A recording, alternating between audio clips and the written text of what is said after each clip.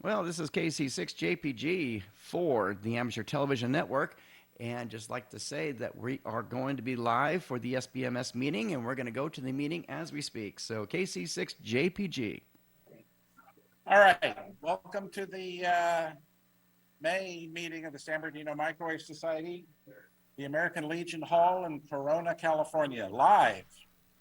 I'm Dave W6DL, and Robert, introduce yourself. Robert Carter, Vice President, CAM6RXN. Can you introduce yourself? Brian Thorson, AM6NA. Hopefully, I'll be our new president. All right. Now, before we go any further tonight, to make this all official, we're going to put a motion up before the group for a recording secretary. We didn't get that done last meeting. Anybody want to jump up and volunteer to be recording secretary? Where'd he go? He jumped up. I'm waiting. Nobody has jumped up yet. All right. So, He didn't even show up. who wants to be recording secretary? Oh, we have a volunteer. Introduce yourself, please. Steve Martin, WA6OXN. All right, Steve Martin, WA6OXN, has volunteered to become recording secretary. Do anybody second that motion? Does Second. anybody? Thank you, Robert. Motion. Who was that out there in the audience? N6RMJ seconds the motion. N6RMJ also seconds the motion, so we have a local and distant person. Very good. Is anybody here in the hall opposed to Steve being the recording secretary? Oh, hang on, let me start writing names down. Oh, I guess nobody was, okay. Anybody out there in Zoom land opposed? Just wave your hands feverishly. Nobody has unmuted, so very good. Steve, you are the official recording secretary. Thank you very much. And we greatly welcome and appreciate your services. All right, so the next act, now that we have a full quorum of officers, let's do the Pledge of Allegiance. I pledge Allegiance to the flag of the United States of America and to the republic for which it stands, one nation under God, indivisible, with liberty and justice for all. I believe in my long life, that's the first time I've, oh, and I should have taken, thank you, Gary. I should have taken my hat off. You should have thrown something at me. That's the first time I think I've ever said the pledge with headphones on. So, all right. Do we have any visitors tonight? Anybody here for the first time? We have one. We have two. We have two. I'm also a new member, just joking. Hey, welcome. Introduce yourself if you would. My name is Stephen Schmitzky, Alpha Kilo Echo. I'm working temporarily at Fort Irwin. I'm going to be out here for unknown indefinite period of time. Could be months, could be years. No, that's not true. I just don't have it. See it, but whenever they finally find someone to replace me, then I'll go back here. That's where I'm going. I do have an interesting microwave, but currently my is in VHF, UHF. Hopefully with the chance to get our regular 23 centimeters this year, and maybe start to look at E&E stuff with digital notes this year or next year. Excellent.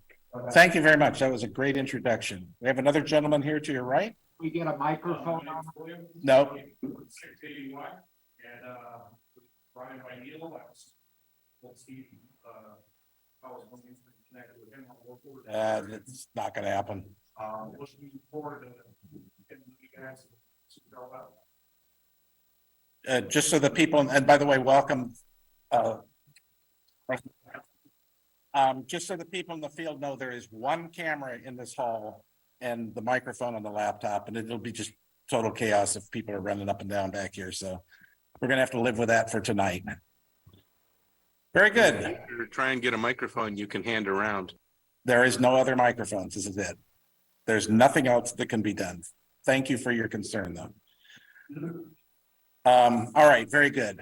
So Gary's the cameraman, and We thank him for his service.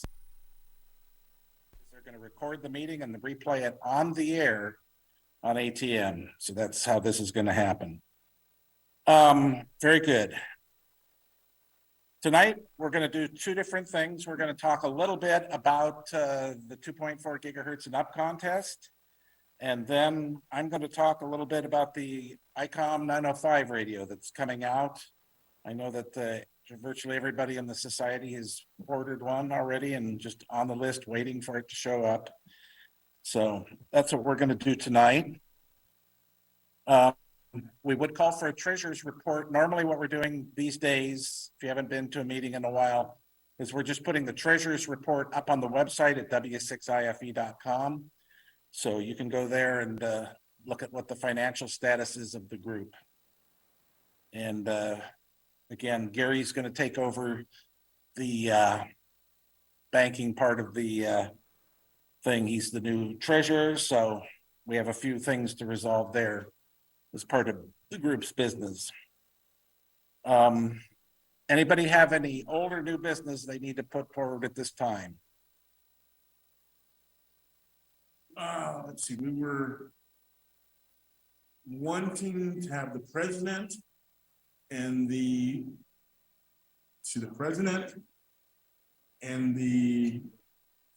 financial officer be able to sign the checks.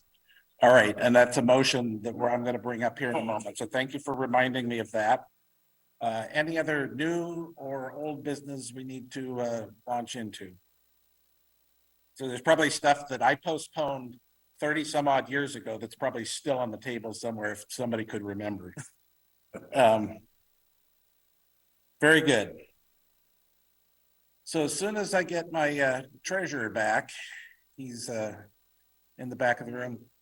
We're going to make a motion here tonight to move the banking from one institution that it's at currently to a new institution. Brian is going to handle that, but we have to make a motion before the group to do that. So Brian, make sure that I do this correctly. Okay, here we go. So I'm gonna make a motion. are you going to make the motion? Then you stand here so that everybody can hear you. You know, do I need to be sworn in? Because I was elected last month. That's right. He has not been here, so we need to swear at it. I swear him in. He is, yeah, okay, you're in. Okay, thank you. Anybody oppose him to No, no. being a member of this group? I mean an officer. Say that again? The visitor, okay, write that down, that the visitor. Thank you. Okay, so I was voted in as I was voted in as the new treasurer for San Bernardino Microwave Society last month. That's correct. However, I was on vacation in Hawaii, so I wasn't here to, you know, I just couldn't fly back just to get sworn in. So, you want to swear me in now? Yes. Something like the duties. Everybody, is there anybody opposed to him taking over the office of treasurer? Speak now or forever hold your peace. And we already had one opposition, and I will remember that for years to come. I have a long memory. Thank you. Flying from Hawaii for that last month. Yeah, I know. We should have asked these questions before we voted him into office.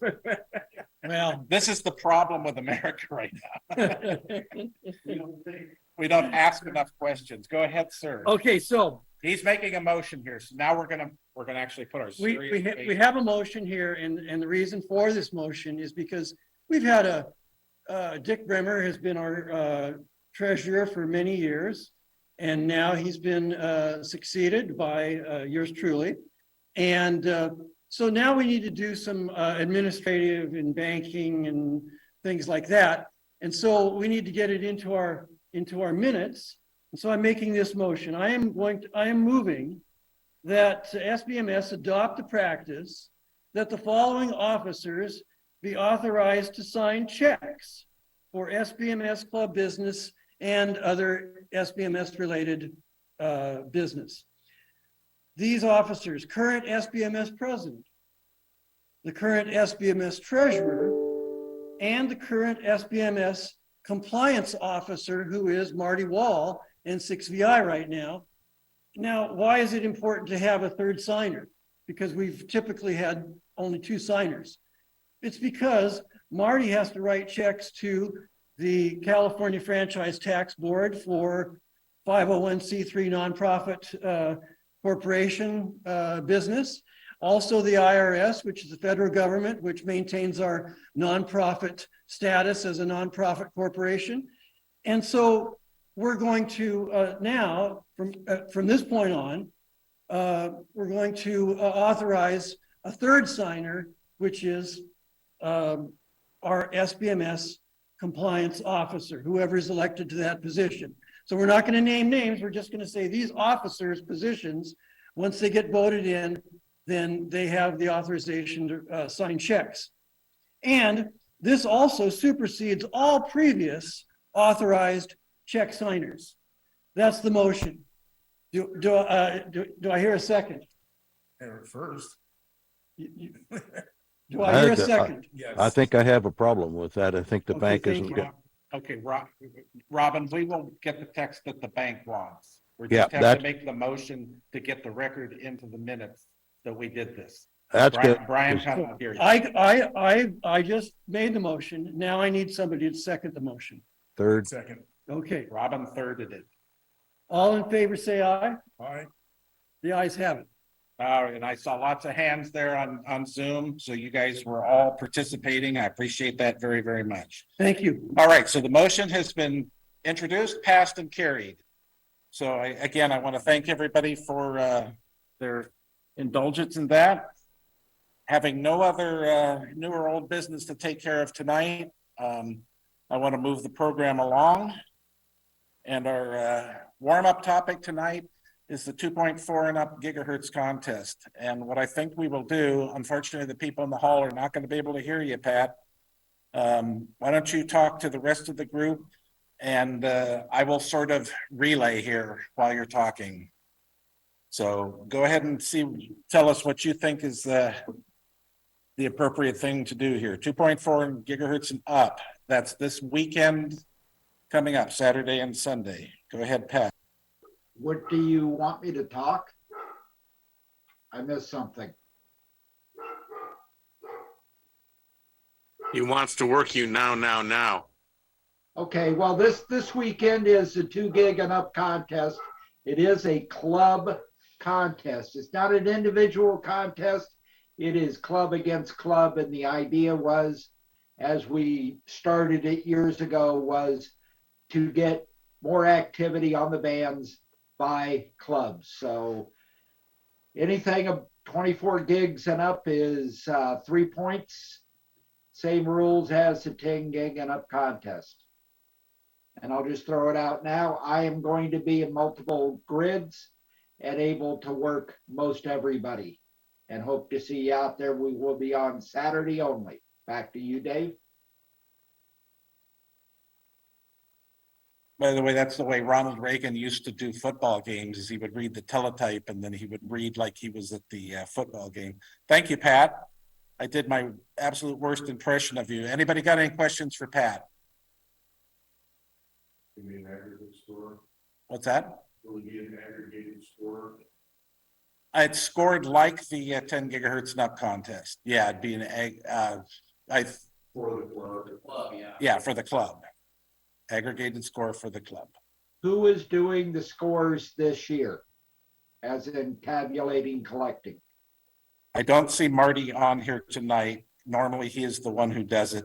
He's out of town. He's out of town traveling, so we can bring that up, I guess, next month. I think I saw something in the distribution that it was logs were to go to Marty. Okay, Robin says logs are going to go to Marty. No, I said I saw something in the distribution that said that. I'm keeping it short. All right. And So- coordination via Cactus. All right, Gordon brings Yes. up coordination via Cactus.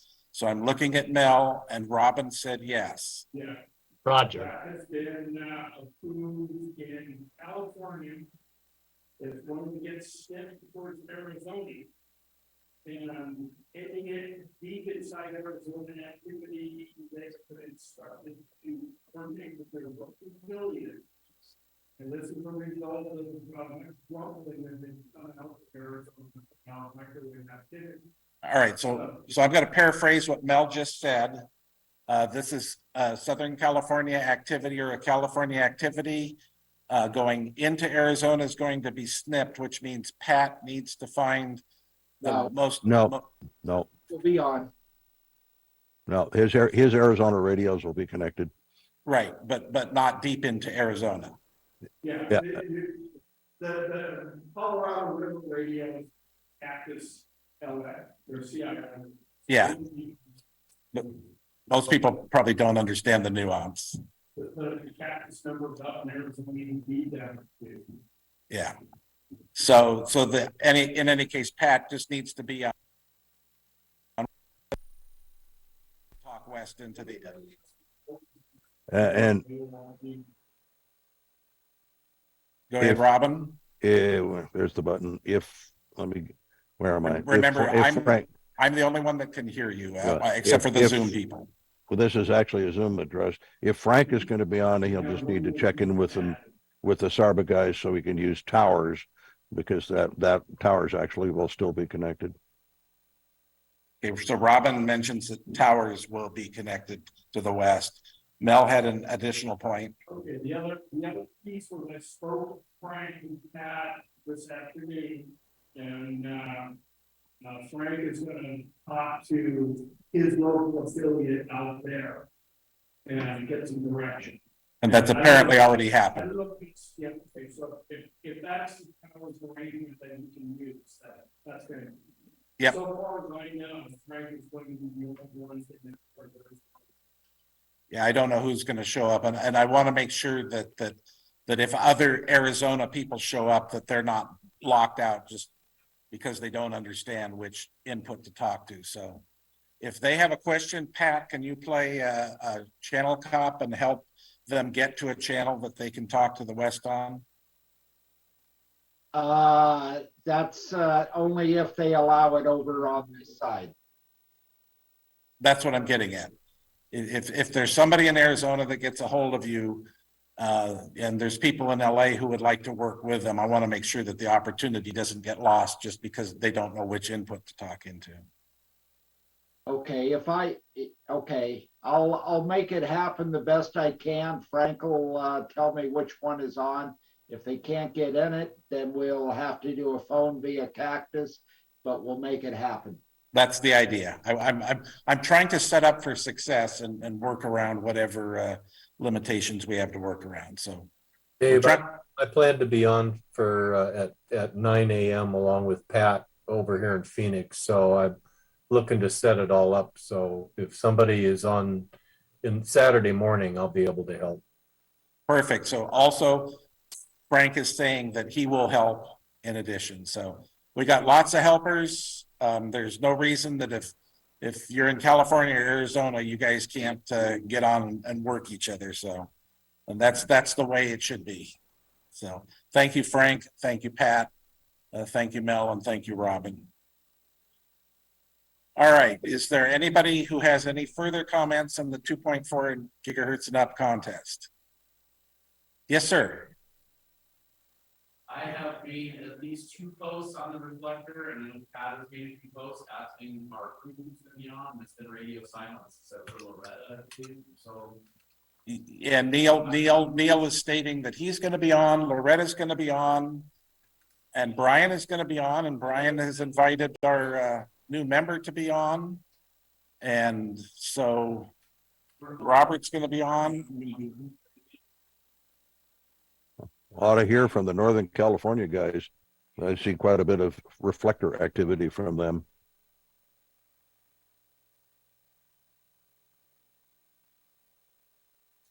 All right, very good. Yes, Robin's comment was he'd like to get the Northern California guys on too. So, Well, I mean, there's a lot of reflector activity about their activity. Inquiry from Mike, KCZL, about Mr. Cactus. All right. I presume that he will be. So Mel said he saw an inquiry from K6ML and he thinks he'll be on. Well, Mike and Oliver are both on the net here. I was hoping they would comment because I saw some recent discussions about them waiting until Sunday because of rain up there, and that's just stuff I'm noticing watching their reflector. I don't know that that's what their plans are, and hoping that they would say something. Well, this is the time to do it, and I see Brian W6BY there. Maybe one of the Northern California, Mike or Brian or Oliver, just. Has anybody got any plans to be in a position to work down towards Southern California? Oh, this is Mike here. I'm going to be let's see, Brian, myself, both Brians and myself will possibly be roving. I don't think any of us are going to get much further south than Harris Ranch, even Harris Ranch, more like Fresno, that line, let's say. Because Marty said that Frazier's not open and no one will be up there. And from what I've been able to glean of, what you guys have talked about, I don't think there'll be many north-south contacts. All right. Yeah, unless somebody wants to go to Kettleman City or something. Well, that's considerably further south than Harris Ranch.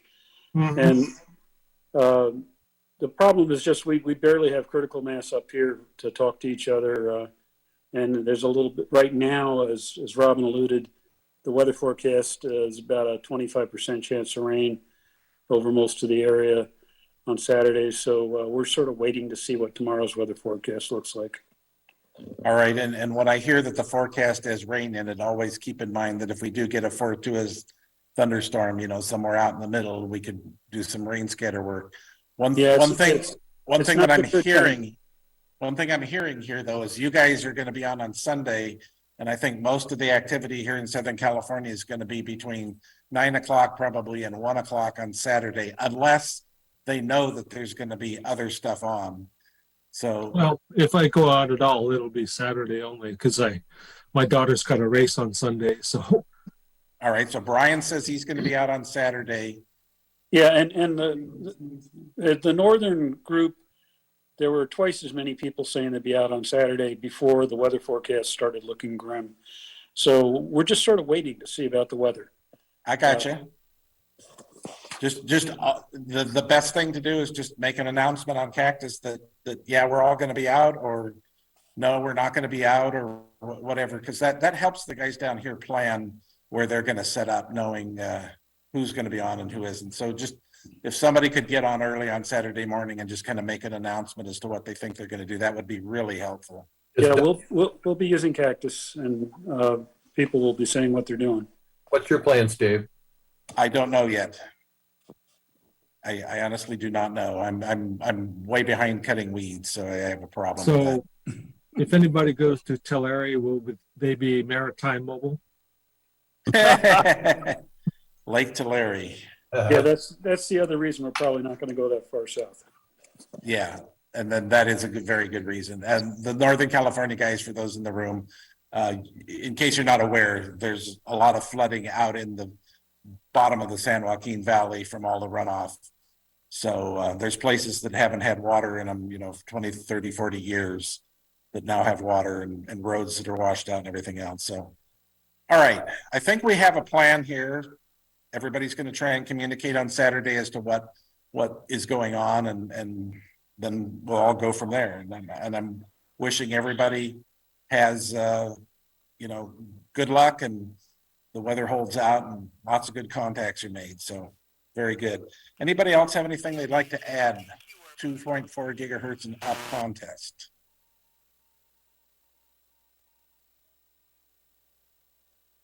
I'm not seeing anybody waving their arm frantically on the. If you pronounce it giga, you make a giant pronunciation error. Hello. Yes, go ahead. Yeah. Also, this is the microwave sprint Saturday morning. So we need to do that. If you're going to you need to submit that to the ERRL so we show activity on the bands. And that's 900 megs and up. All right. So what Pat is saying here is that it's also part of the 900 megahertz sprint, or the microwave sprint. And for 900 megahertz and up, you get credit for that by submitting logs to the ARRL. So again, keep that in mind. You get double, it's a double win if you're out microwaving. But it shows activity on the bands, and that's what we need to do. And Pat says it shows activity on the band, and that's what we need to do. So Pat's right. For once in your life, people, listen to Pat. All right. Anybody else got a comment on 2.4 gigahertz and up? Somebody in the hall here just figured out they could turn up their phone listening on The Zoom. Zoom, and some of us can hear a little bit now. That's awesome. All right. No hands from anybody? No hands on the Zoom.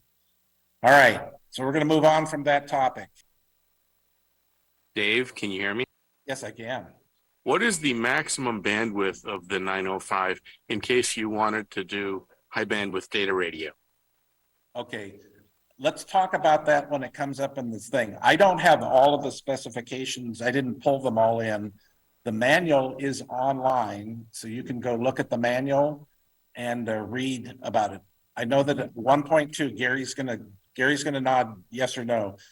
1.2 gigahertz and above, you have the wideband FM video bandwidth available.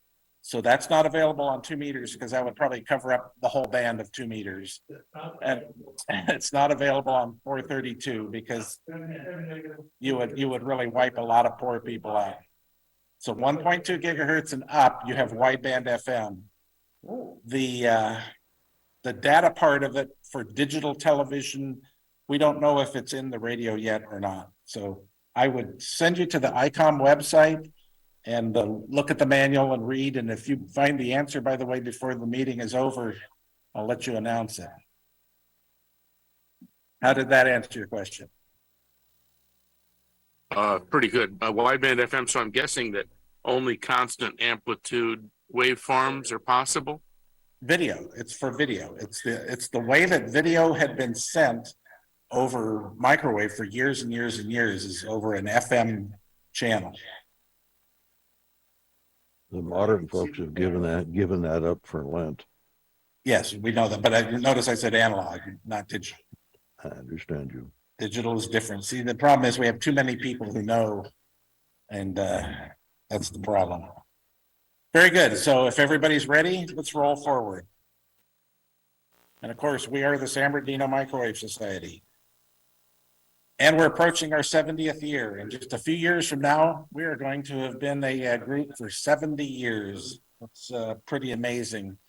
And George reminded us last month that in Cleveland, this is a well-known group and it's thought of very highly in Cleveland. So if anybody's out there in Cleveland, Cleveland rocks. My mother-in-law's in Cleveland. Well, there you go.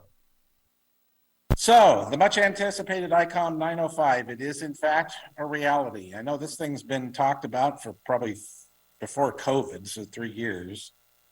Sample models have been circulated. The ATV people actually got to touch one, hold one here a few weeks back. Dealers are accepting orders. I know there's some members of the society who have in fact ordered the radios. Dealers are indicating the radios are going to ship on the 10th. I noticed that that's been pushed out now to the 27th. So,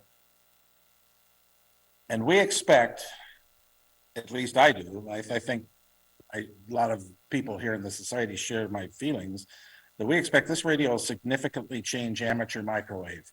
If it doesn't do it directly, it's going to change the marketplace such that other people are going to become interested in building a product to sell into the marketplace to either compete with it or to accessorize it. So I think that it's going to stimulate not only a lot of use amongst radio amateurs who are interested in getting into microwave, but I think it's also going to stimulate the marketplace for other things. Yes, there we go. And there's a picture of it. Looks just like a 705. Those of you who own a 705, I think form, fit, and function, the radio part looks the same. when we're on 10G, is it gonna be Keep watching. giving it, okay. Keep giving that. Because it's showing 5 gigahertz. Are you concerned that it won't show 10 gigahertz?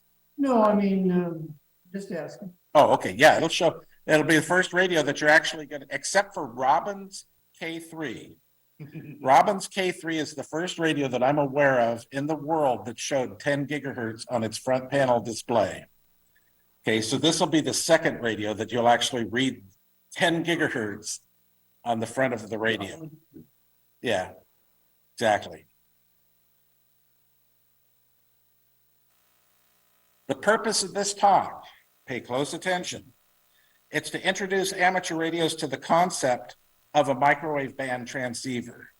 We're not really focused on this radio, we're focused on the concept of a transceiver. For years and years and years, since the Collins KW1, KWM2, all of those, when transceivers became available, they covered all the ham bands from whatever, 160 to 10 meters. Later, they included 6 meters, they've included 2 meters. And for the most part, they've included the whole band. But when we got to microwaves, they would only include maybe a portion or a small segment, if they included anything at all. But there has never been a microwave band transceiver up to this point. So this is a new concept to amateur radio. We're only going to talk about very basic specifications here. What frequencies does it cover? What power level it makes? One of the reasons that we're doing this talk is we want to take people who maybe don't have a lot of microwave experience and be able to take the radio, buy one, get it out of the box, hook it up, and just start having a lot of success quickly with it. So I don't want anybody to get frustrated, you know, because they didn't think of this or didn't consider that aspect of it. We are a weak signal, our primary mission. However, we also have the television people, and so they are kind of at the other end of the spectrum. They don't really want a weak signal. They want a good signal to get a good picture quality. But for the most part, we are a weak signal group, and we're going to focus on the use of this radio as a weak signal device. And overall, I want to just set your expectations. If you've never operated microwave and you buy this thing, pull it out of the box, hook it up, I want to set your expectations as to what you can do with it using the components that come out of the box. Is anybody on Zoom hearing this and have any comments? Yes, We're hearing it. That's okay. That's all I wanted to know. It's so quiet that I was actually stunned. All right. I'm going to put a disclaimer in here. This isn't an endorsement, nor is it a criticism. It's not to be a critical review of the transceiver. It's the concept we're talking about, not the radio, not specific parameters of the radio itself. This is just a discussion of the technical applications of this transceiver, the first one to amateur weak signal operation. That's all this is. I want to warn everybody, just be very, very careful. Your results and success may vary. And last thing is the items on the screen here that we have in the hall and you have at home, they may appear larger or smaller than the actual radio is. So I don't want anybody to think here in the hall, the radio looks like it's 2.5 feet wide. Don't want anybody to think that that's what they're getting, okay? All right. Unique features of this radio. This is the first multi-band amateur transceiver to have dedicated microwave band coverage. Previous radios that I'm aware of stopped at 33 centimeters. This radio has full band coverage of all of the amateur microwave bands that it has that are installed in it. That says something, because most of us today who are operating with transverters only get a small portion of the band with a transverter. This is the centerpiece of a digital communication device. It was built to be digital. It's got built-in digital features. And also, by the use of external computer and USB cable, you can use this with any of the WSJT modes. So you've got all of these weak signal digital modes that are at your fingertips. It's a small package, so it's easily transported. For those people who are in the, and you fill in the blank, the Summit on the Air people, Parks on the Air, Islands on the Air, any of those people, this is kind of aimed at you because it's small and intended to be easily transported. Obviously, if you're dragging around other antennas for microwave bands, it's not quite as easy as just taking your 705 and throwing up a dipole in a tree and working people. You have a little bit more hardware you have to carry, but nonetheless, it's aimed at you guys. The unique feature of this radio also is, another unique feature is that you can separate the RF deck from the radio control box. What you saw pictured here a moment ago, the RF deck snaps to the back of it, or you can remove it and remote that up the tower so that you're keeping your coaxial cables short. Yes, Gary? RF deck is connected by Ethernet cable 25, 50, 75, and 100. There are different lengths of cable that are furnished with that, but the control head looks like a 705, and it does not connect directly or fasten directly to the RF. It's only connected by Ethernet cable. Right. What Gary's saying is that the RF deck, the basic RF deck, and that every band except for 10 gigahertz connects to the radio control part using an Ethernet cable. And you can, buy the cable, whatever length you want, or probably make your own if you're good with making connectors. Gary's going to show you a picture here. He's going to shove it in front of the camera. Oh, we're not in that mode. Yeah, you're not going to be able to see it. So we'll show it at the back.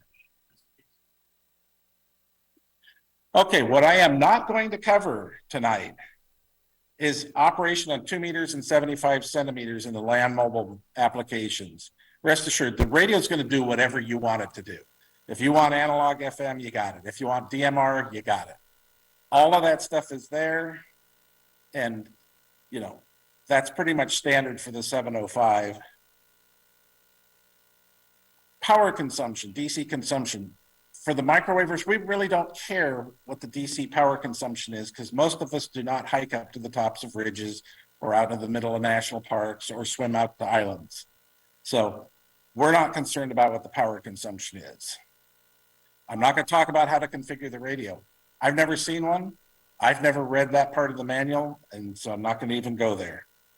We all bought the Icom 705s and 9700s. And most of us, and probably not me, but most of us learned how to manipulate all the menus, with dexterity. I still struggle. I'm not going to talk about how to apply this transceiver to your specific situation because microwavers all do it different. Every microwaver who starts in and doing something, they're going to do it differently. So I'm not going to talk about that. Each of the topics alone rate, its own tech talk. So here is the band coverage of this radio. This is off their specification sheet. And for 23 centimeters, 13 centimeters, 6 centimeters, and 3 centimeters, it covers the whole band. We've never had that luxury before. These are the traditional microwave weak signal frequencies, in case you're not familiar with them. 1296, 100, 2304. I have 5760, 100 in red, and I'll talk about why in a little bit. These frequencies go back. This is a tradition in amateur radio that started in the 1950s and has continued on to now. So that's how these frequencies were set. A lot of people will look at them and go, why in 10 gigahertz did you just pick 368.100? I don't know. I was not at the committee meeting at the ARRL or wherever this started in 1954 or 1955. I can't tell you where it came from, but I will tell you this. Anybody who knows this, they're all multiples of 144 megahertz. So that's where they came from. So presumably a guy had a 144 megahertz oscillator in a can, in a pineapple juice can or something buried in the floor of their garage. And that was their frequency standard for all of the amateur bands. That's what the idea was. So if you're unfamiliar with this, we have huge bands in the microwave area for you to operate in. It's great.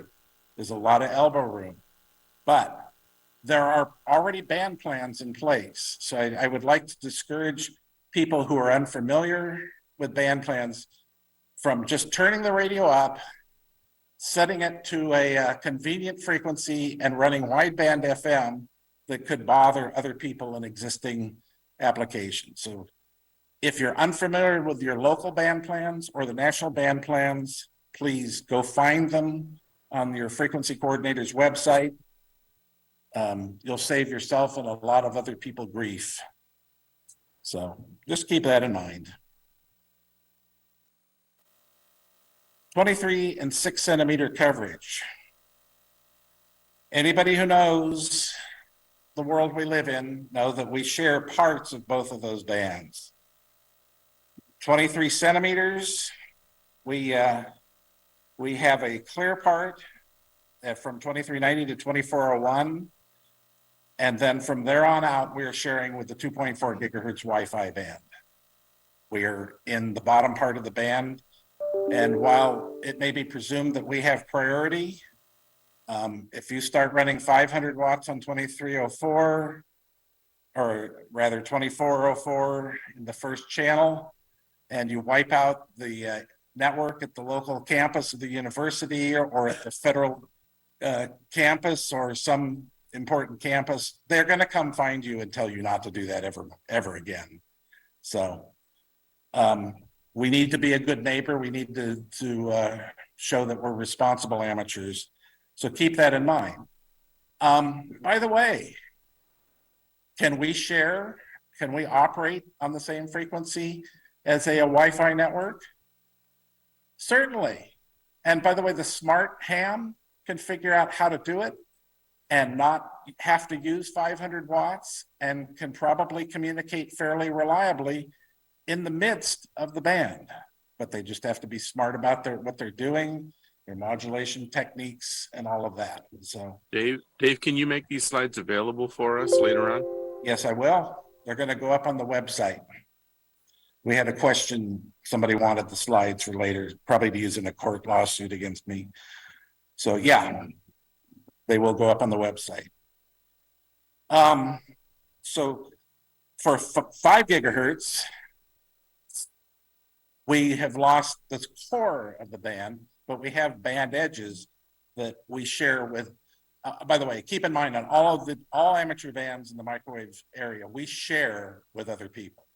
So we do not have exclusive use of these bands.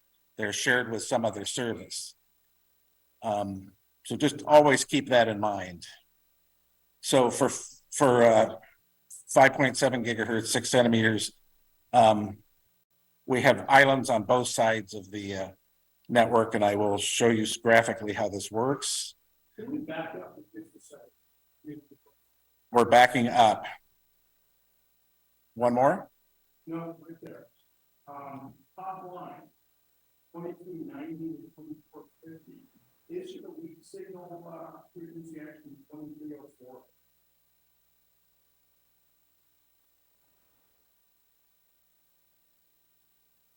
$2304,100. The question was, where is the weak signal in 2.4 gigahertz? You show the radio starts at No, go back. You caught something. Look at the 13 centimeter specification there.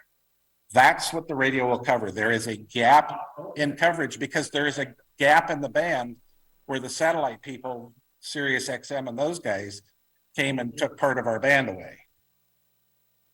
On that other slide, I didn't see the 20. I didn't put the gap in there. I was just, okay. So that's the first conflict we have here. So Mel is concerned, notice 2390 to 2450. Oh, yeah, its coverage is not complete. On the first line there, the coverage is not complete, what I have written there. I should have separated that out. Yeah. We apologize. You left out rock and roll. Our people will talk to your people and get it straightened out. So everybody listening, because Mel is the only one apparently paying attention. On the 13-centimeter band, notice that there is a carve out in the middle of it that is not ours. It belongs to Sirius XM.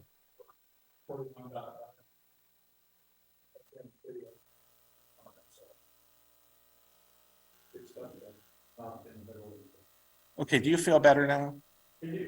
All right, very good. I'm glad that we could make you feel better. All right, 5650 to 5925, the Wi-Fi takes out the middle. Again, I didn't leave the gap in here. Actually, no, the gap is to the left of 2390. So this is the higher part of the 13-centimeter band. Notice the Wi-Fi channels that we share with. Just always keep that in mind. I did note on the video that I saw on the YouTube of the radio where the gentleman was dialing through the band, he could see all of these Wi-Fi signals as he was dialing through the band. They were visible on his screen. So, and yes, you will see those signals. They're from your house, they're from the neighbor's house, and they're from everybody else's house down the street. Yes? You know, I'm seeing the night codes in that 24 along with the Wi-Fi.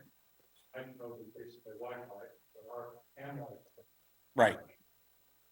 Yeah, no, you're going to see lots of signals here in this band. And the night codes are a little more powerful and the standard for 15.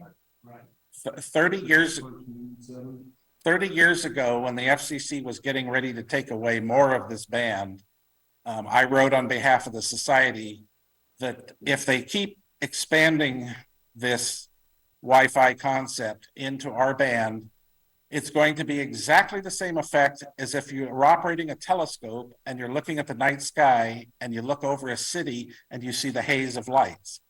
You take a spectrum analyzer and look across the city and you see this pattern on your screen.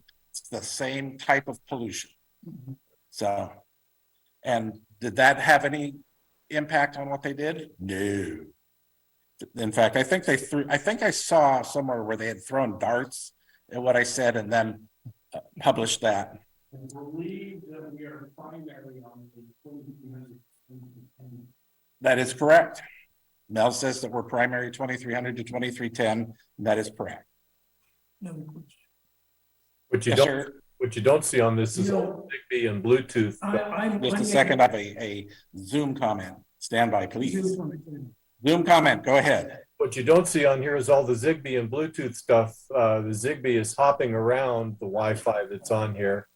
It's relegated. It has the same problems, but it's relegated to all of the channels in between. Bluetooth rather is hopping around and relegated to all the channels, and Zigbee is trying to use it as well. And so there really isn't much spectrum available for hams and for and your microwave oven's there too. Yeah, it's above the top. The microwave oven is at the top. it will take out a section of Wi-Fi in some the higher Wi-Fi channel. Yeah, okay. So the comment on Zoom is that we have Zigbee and Bluetooth also in here. So not only are you seeing your Wi-Fi in your house, you're seeing your Zigbee, your Bluetooth, your neighbor's Wi-Fi, your neighbor's Zigbee, your neighbor's Bluetooth. The criminals that are trying to break into your house, hacking into your alarm system sitting in front of your house, their Zigbee, their Bluetooth. So, and so on and so forth. Brian, you had a question. Well, you know, I'm probably like a lot of Wi-Fi users. And I think that probably when a Wi-Fi comes out of the box, it doesn't use all the channels. You can actually, you know, program it to use different channels. Now, how many believe, Brian, that people don't put dynamic channel assignment in there and let it run on all the channels. Everybody puts it in there so they run on all of the channels. So what happens is if somebody unplugs their Wi-Fi, then the other neighboring Wi-Fi systems see a quiet channel. They jump on that one. And then when these guys plug in, then theirs doesn't work, and so on and so forth. This is a fittest, survival of the fittest network thing. I just wanted to ask the question. Yeah, but you can specifically assign yours to the quietest channel. I actually had clients who would sit there and monitor all the channels for usage, and he would actually then reprogram all of his Wi-Fi to go on to the least used channel. And then in a week, he would then come back and then he would reprogram to the next least usage channel. And to me, that's a fool's errand. You know, it's going to be noisy, and that's the way it is. What's really fun about this band is the Western Multiplex came up with the license free T1 radio back 25 some years ago. Remember those? Oh yeah. We had one from right here in Corona, courthouse up at Pleasant Beach, and then one day it just stopped working. And from the top of the tower, standing with a pair of binoculars looking up to see if there's something going on with the path, because every day it pop out from 12 o'clock noon to maybe 12:15 or so. It was just, it was regular like clockwork. So standing there on the top of the courthouse with a pair of binoculars, just checking the path to see if I can see something. I happened to notice a window in the kitchen area of the Corona Police Department, and somebody putting something in a microwave oven. So what Mel is saying is that his client had one of these unlicensed point-to-point links, which again is operating in the same band, and that he could see every day at noon the path would go away for a while, and they saw with binoculars in a window almost lined up perfectly in the path, somebody pull a burrito out of the freezer, walk over to the microwave, put the burrito in the microwave and nuke it. And while that nuking was going on, the path went away. So yes, there you go. Excellent. I'm going to move to the next slide if that's okay. Look at the mess going on at 6 gigahertz. So we're the side on the right here. Notice where the calling frequency is. It's right in the middle of the pile. Now, when the calling frequency was assigned, there wasn't any such thing as Wi-Fi or Unit 3 band or ISM or anything like that. So we had exclusive use there. That's all come in on top of us. There are people who know that on 5760, there is interference on the weak signal frequency.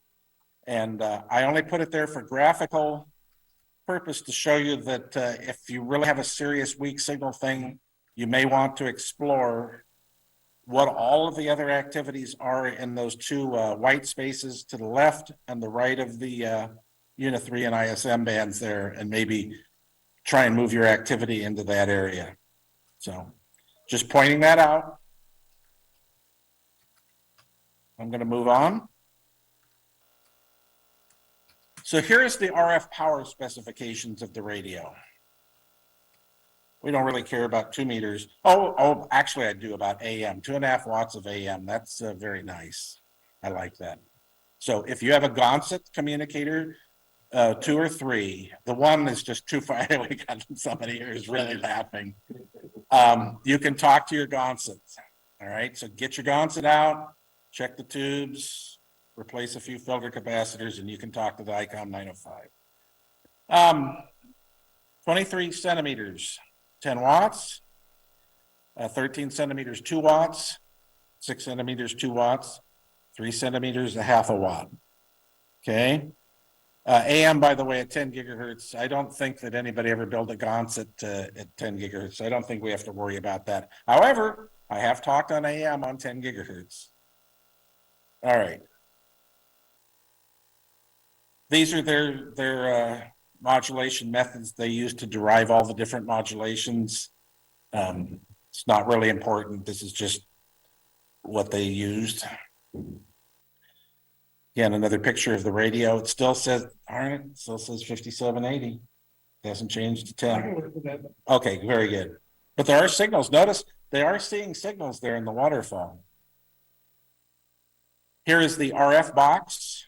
The little black thing sticking out of the top of the RF unit is a GPS antenna. So this thing has GPS frequency stabilization and other things as well. So this is one side of the radio box. This is the other side of the radio box. And these are what the connectors are that are available for you. So all of the radios now have SD card slots in them to upgrade the firmware with, to record onto if you want to. You can record the waterfall display. You can do voice recording, all kinds of cool stuff. The USB-C type connector, that's where you would plug your laptop in if you're going to run WSJT. The controller cable goes to the RF unit, which is either mounted to the back of this or goes up on the tower. And going to the other side, oh, you have a LAN port as well if you want to control it off of a network. The other side, you have an external speaker connector, a CW key jack, good for them. We haven't abandoned CW yet. Yes, sir? Yeah. All the radios nowadays can be remoted. People keep pointing that out to me. They keep saying, you know, your radio can be remoted. Why don't you just leave? Probably multi-user too. Yeah, exactly. So you have an AV input jack. This is for analog video. AV output jack, again, analog video. A send jack. This is a multi-use jack. There is a push-to-talk input as well as a push-to-talk output comes out of that jack. Same as the Icom 705. Microphone connector. I really hate using the little coaxial connectors for microphone connectors, but this is what the world likes today, so I lose. What's that? Someone's coming up with a standard for microphone headset. That'd be very nice. DC power jack. Jim said that somebody's going to standardize the microphone headset connectors. And the DC power there, last item. So here's the RF deck. And you can see the one connector there on the lower left is for 2 meters, 70 centimeters, 33 centimeters. 13 centimeters has its own jack there. 6 centimeters has its own jack. And the GPS antenna, which is, I think, a permanent fixture to it. On the other side is a 10 megahertz reference output from the GPS antenna. That goes to the 10 gigahertz deck if you buy it, but I don't think there's any problem if you want to use that to drive something else. And then on the far side is the accessory connector for the optional 10 gigahertz module. Anybody got any questions?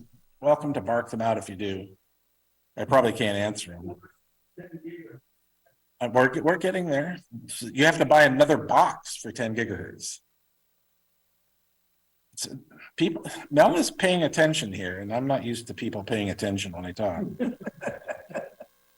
Okay, now I'm setting people's expectations here because the way Icom has produced the manual, and you'll see what I'm talking about here in a second. They're showing you how to set up a network with omnidirectional antennas. How many think that microwaves should be used with omnidirectional antennas on your roof so that you can talk to everybody? I realized back in the 1960s and 70s, everybody put up an omnidirectional antenna for 2 meters so that they could talk on a net or talk on a repeater or whatever. And as a side note, I expect some people to put up some 1.2 and 2.4 gigahertz repeaters here that these things can be used with. The DMR community should take note of that. This is some spectrum that they could use, you know, to do that with. But Icom is offering with the radio omnidirectional antennas. How far can I talk? So here's an example. I made up the number, 110 dBm minus 110 dBm. It'd be armchair sideband quality. Does everybody agree with me on that? Anybody want to dispute that? Single sideband armchair quality. Well. I've never made a 460 mile. No. Just, we're talking about a signal level. Minus 110 dBm should be sideband quality. Oh, yeah. Oh, yeah. Okay, very good. So anybody out there on Zoom dispute that? So that's why I chose it, okay? If you go through the basic radar formula, for the 13 centimeter module, their 4 dB Omni antenna, 2 watts of transmit power, that's gonna be peak power for sideband, you're gonna talk 229 miles. 6 centimeters, the 5 dB antenna, you're gonna talk 115 miles. This is line of sight, assuming line of sight, no obstructions, nothing in the way. In the middle of Los Angeles, are we gonna be able to talk that far? Nope. Everybody in the hall is shaking their head no, except for the 3 people who are asleep. So 3 centimeters, half a watt, 5 dB Omni antenna, 33 miles. It's all the further you're going to be able to talk. You get minus 110 dBm signal. Now, boys and girls, look at this. We're going to change one of the antennas to be a parabolic antenna. Now, they're going to offer a parabolic antenna as accessory with the radio. I estimated it to be 0.3 meters in diameter. I don't know what its actual size was. I've only seen pictures. I do not know what its gain, but I assumed it was 0.3 meters. That comes out to 28 dB of gain.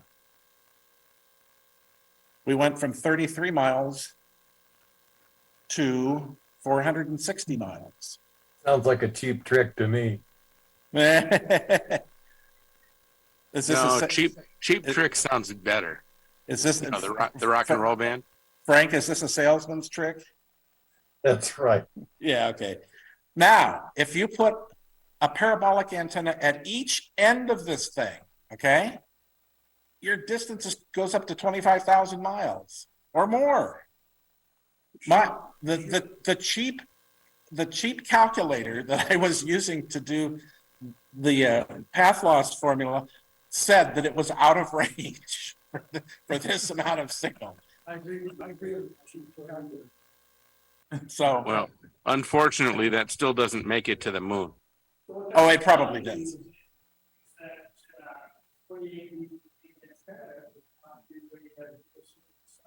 Okay, see, Mel is astute, and so was Ken on Zoom. Ken says it won't make it to the moon, and there's different reasons why the moon won't work, which we're not going to get into. But Mel says he can talk to a satellite with that 23,000 or 25,000 miles or more. So the point is here, if you buy these radios and you use them with the Omni antenna that they're going to sell as an accessory, you're probably going to get disappointed real fast as to how far you can talk and who you can talk to. Now, if you live in a 5-mile radius with about 25 people who have these radios, you're going to have the quietest net in the world because you're going to talk amongst yourselves and nobody's going to bother you. Nobody's going to interfere with you. So all I'm doing here is I'm setting expectations. If you buy the Omni, fine. There's no problem. I'm just know what you're buying, know what you're getting into. So next slide. Antennas, if they're going to make that thing work, they got to be aligned for maximum signal strength. A receive signal level, and we beat this to death, minus 110 dBm represents armchair sideband quality. Path must be void of any atmospheric anomalies. Path must be void of physical obstructions of any kind. And feedline losses have to be at the absolute minimum. And be on a cool day. Okay, truth now. Here's Frank. He's back there. Now, come on, Dave. Truth now. How far can I talk?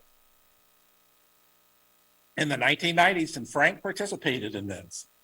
There was an abundance of surplus Macom 10 gigahertz white box radios. They came with a 30-inch frame. Dave here in the hall raises his hand, he had one. It came with a 30-inch dish. They had an RF power of between 100 milliwatts and 300 milliwatts, depending on which one you got and how well you tuned it up. We used those for about 5 years before we got TWTs to put on them and talk a lot further. But we talked, and I'm going to use this example from Heaps Peak to San Diego. Now, we were on the north side of the building at Heaps Peak, and San Diego was directly through the building. So we were too lazy to pick up the dishes when the San Diego guys wanted to talk and walk around the edge of the building and reset them up. So we pointed down into the LA Harbor. And sure enough, there were Q5 signals from San Diego to work in the LA Harbor. When the N6CA beacon came on the air, everybody could line up on the N6CA beacon and then communicate real fine. But ships in the harbor, anything that's good and reflective, we could easily get from Heaps Peak to San Diego looking to the west. Okay? Now, there were excursions deep into Mexico. The same path. We could work down into Mexico, bounced off of ships in the harbor, the Fox Plaza Tower building, something up in the hills behind Hollywood or the Miracle Mile, whatever it is, whatever the reflection point was, it was very efficient, and we could, and this is the trick, we could get in under the coastal inversion and then ride the inversion way down south into Mexico. So if anybody tells you that the half-watt feature of this radio is not enough power, no, they're wrong. No, they're totally. With a half a watt, you're going to do a really good job as a starter radio, as a basic radio. Here's just some examples. Red is how we got to Mexico. Blue is how we got down to San Diego. 10 gigahertz loves to bounce. It bounces off of anything that it can find if you got a clear shot to it. From the north side of the building on Heaps Peak, we could talk way up the Owens Valley. We could talk into Las Vegas if you were on one of the high mountains around Las Vegas. We could talk to Kettleman City. We could talk all the way out to Point Conception if somebody was actually out there. But quite often you'd have somebody at Refugio Beach or San Ynez Peak. Yes, sir, Jim.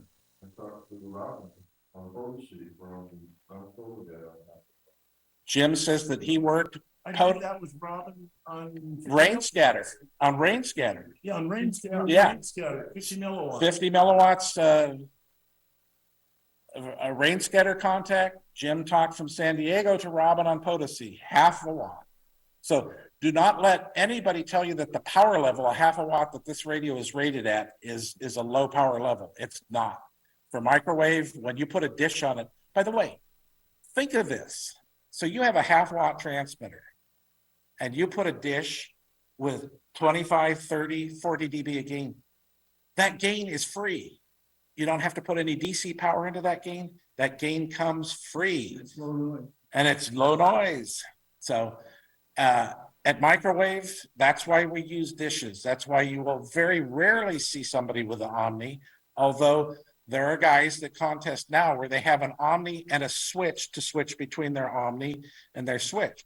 So if they're just fooling around and you want to get lined up on them, they'll switch to the Omni and then they'll switch to the dish when they want to make a serious contact. So the power level is not a concern at any of the microwave bands. Any questions? Now, we expect going forward now, or expect people to work exciting paths because now we're going to add WSJT and we're going to do digital stuff. So now we're going to dig down, not only have half watt, we got a dish with gain. Now we're going to dig down 10 dB, 15, 20 dB into the noise. And look, I mean, you're going to be able to talk a long way half watt radio. You got to have a parabolic dish. Don't fool yourself that you could do this with an Omni. Elevation, this is one of the things we proved in the last 10, 15 years. Elevation isn't always necessary. Dave here what's your mean elevation there at your lab? 200 feet? 200 feet. He works into Arizona on 10 gigahertz from 200 feet, almost at sea level. Okay. In Riverside. Yeah. Line of sight isn't always necessary, but here's the one thing to remember. This is the key to the whole thing. A clear horizon to distant ridges is a really important thing. It's a good starting point. It's really important to have that. The furthest away that you can see the ridges on the horizon, that's going to enable you to talk further.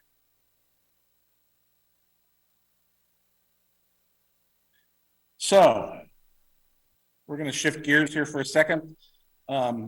Any questions from anybody? There was actually a nice article in the QST. My truck up there, because I don't have a it's faulty feed, I built it. The feeds in it, I've got a 1.2 feed in that, and then I've got a 2.4 feed in there. I'm receiving on 1.2, transmitting on 2.4. I think it was filtered in there to keep the RF on the receiver. So Gary's telling us that on his ATV van, if anybody's been to the meeting, you know that they come here with the van and they set it up in front of the house, just like Eyewitness News or anybody else. He has a multi-band feed in that system so that he can transmit on 1.2 and receive on 2.4 or reverse of that. The transmit on 2.4, receive on 1.2. I was thinking about the 5 gig, which is small dish up on top. Was, the bigger the dish, English is real narrow, and whether I would be able to see there's 2 antennas on that which is about 100 feet apart. Just to peak up on 1.2, maybe 5 gigs would be out, vice versa. So he's uplinking with the same dish on 2.4 wideband FM, receiving his own signal back down on 1.2, and he's getting ready to incorporate a second antenna on 5.7. I have a second antenna on now, which is a lower gain antenna with low broadband signal. But if I use that big dish at 5 gigs, my beam width is going to be. Yeah. So, three log out done at that. All right. Anybody on the Zoom got a question, comment? Yeah,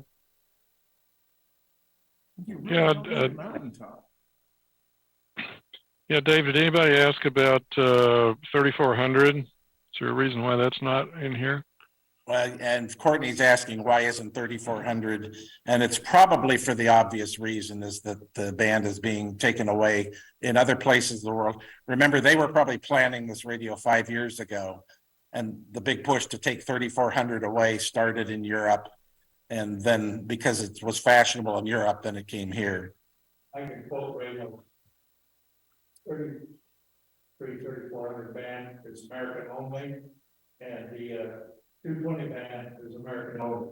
Okay, so radio is developed for European and everybody else. So Gary's statement, and he's attributing it to Icom, is that 220 is an American only band, 3400 is an American only band, and this radio is to be marketed worldwide. So there's your answer. Same for 900 megs. Same for 900 megs. Very good. Right. All right. Okay. Okay, so Icom is presently offering omnidirectional antennas for 13, 6, and 3 centimeters. And they're offering a parabolic reflector for 3 centimeters. There are also, if you work commercially in any kind of wireless communication, you do know that there are commercial omnidirectional collinear and sector panel antennas that are available for many of these bands. There are also very high gain, cheesy paraflector antennas and parabolic antennas also in these bands. So just, if you work in this, you know that these things are available. You forgot the satellite dishes. And lots of satellite dishes, yes. Thank you. Just remember basic antenna theory, higher gain means narrow beam width, and conversely, blue means red. All right. Icom, I got to give these guys credit. I mean, the installation guide for the antennas, the Omnis, has the patterns in them. I mean, this is actually kind of interesting. They have the 4 dB Omni, 5 dB Omni, and the 10 gigahertz 5 dB Omni, and then they have the, and this is my estimation now, it was 28 dB for the parabolic reflector because I could not find its diameter anywhere and I couldn't find the specification. But look, they published the pattern. This is absolutely incredible. And if you're a commercial guy and you're going to go out and buy this antenna here, do you find any problem with that pattern? What? Oh, wait. Why is too damn broad a problem with a 4 dB antenna? Problem is the notches. Yeah. Well, but they're up. And I'm going to give you a little hint here. Come back with that in 2019, 18, 17. What? We're looking at vertical. Yeah. Not horizontal. 3, 2, Well, 1. That's right. Whoops, hit it twice. Now, the poor guy who designed this antenna, I'm going to turn and put a smiley face on this. Okay? Yeah.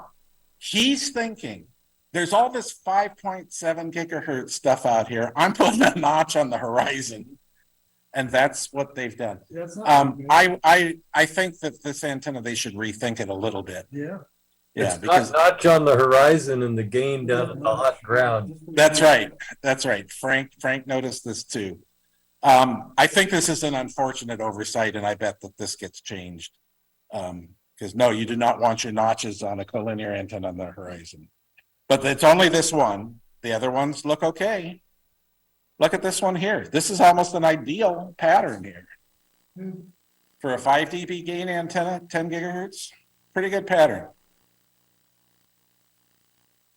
Now, we're going to blow your mind. Wait a They're minute, gonna- that last one looks like 0 dB on the horizon to the left. I didn't have time to look at the right. I'm going to go back to it just for you. And do you remember when I qualified the how far you can talk, that meant that all antennas were aligned for maximum signal, ERP, whatever you want to rate it at. Did you get a good look there? Yeah, and the performance is not so very good. It's all right. It's a very low gain antenna. It's not going to look very good. It's not even symmetrical. Nothing symmetrical about it.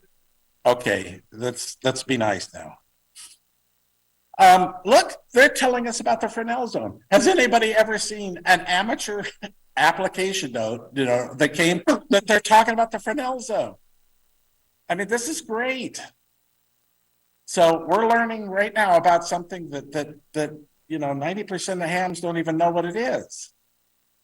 Fresnel zone. So what they're trying to say, this is what the engineers at Icom are trying to tell you.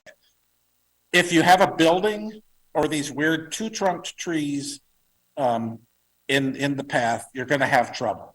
Okay? Yeah. And so be aware of that. Don't put your path up to where you're going to have trees and buildings in the path. And notice the next picture down below. Now things are going to work better because we don't have anything in the Fresnel zone. By the way, it's a little bit overstated here because Fresnel zone usually applies to high-speed digital communication.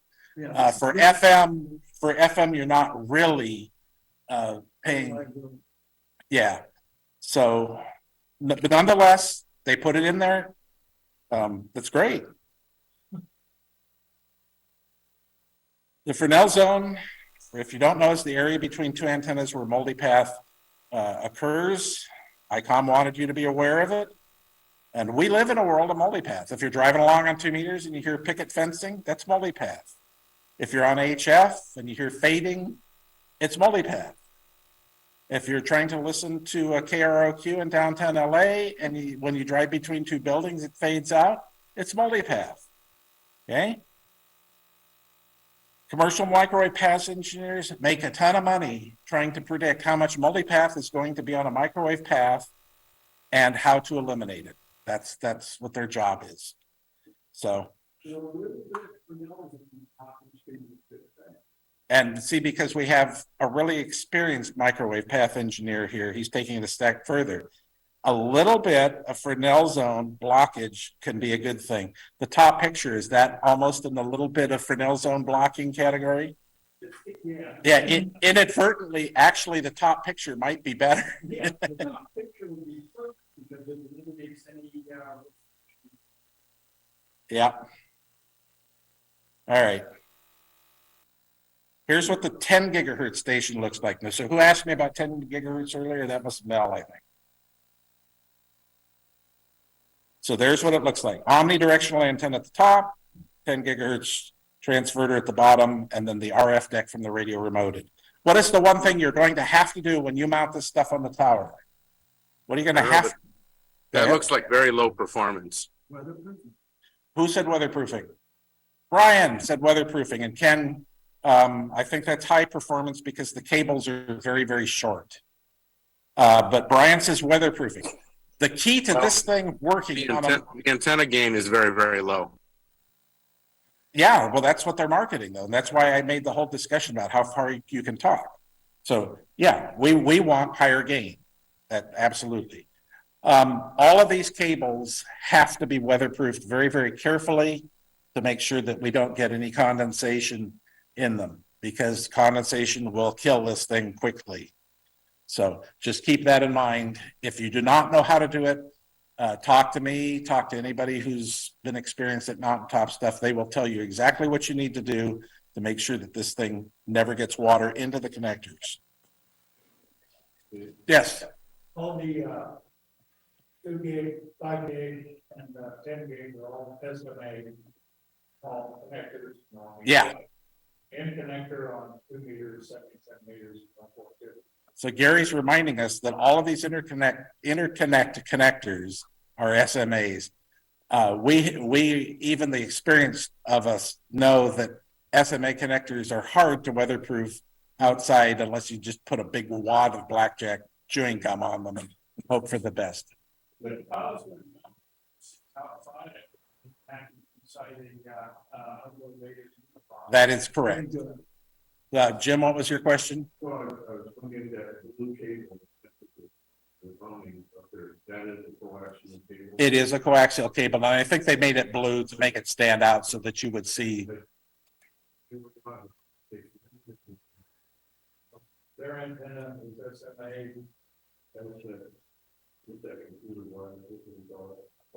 Yeah, no, it's not Cat 5. Not Cat 5. Cat 6, let's see for that. Okay, this is actually turning into an excellent question. So let's stop here for a moment. What kind of cables would I want to use for these interconnect cables that are SMAs for the most part in the one type N? What would you want to use? Would you want to use RG8? Would you want to use RG 58, 142, that class of 1/4 inch type cable, or would you want to use the 3/16 type cable? I would personally want to use RG 142, the Teflon mil-spec cable, because you can buy mil-spec connectors for it. They attach correctly to the cable. The interface is, going to be a very low loss, low reflection interface, and it will be more rigid on if pigeons are up there building nests and buzzards come along try and bite the cable or whatever. It's just a little more stout cable. That's what I would be using. Okay, Mel's going to use RG 223. Why do you want RG 223? Okay, because he wants the outdoor rating of the FVP jacket on it. Yeah, it depends on which kind you buy. So Mel wants you to use outdoor rated RG 223, and that's perfectly fine. I have no complaint over that.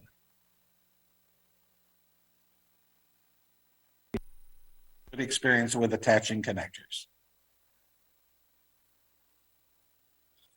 Now, you're going to laugh because we had this discussion earlier.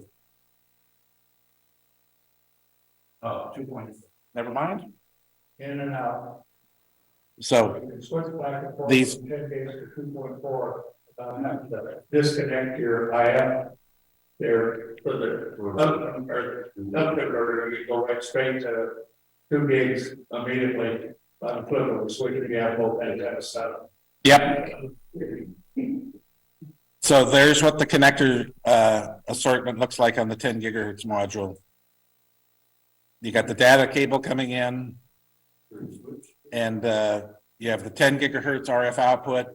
You have an IF input and an IF output, and the 10 megahertz clock, and the IF is the 2.4 gigahertz. So there you go.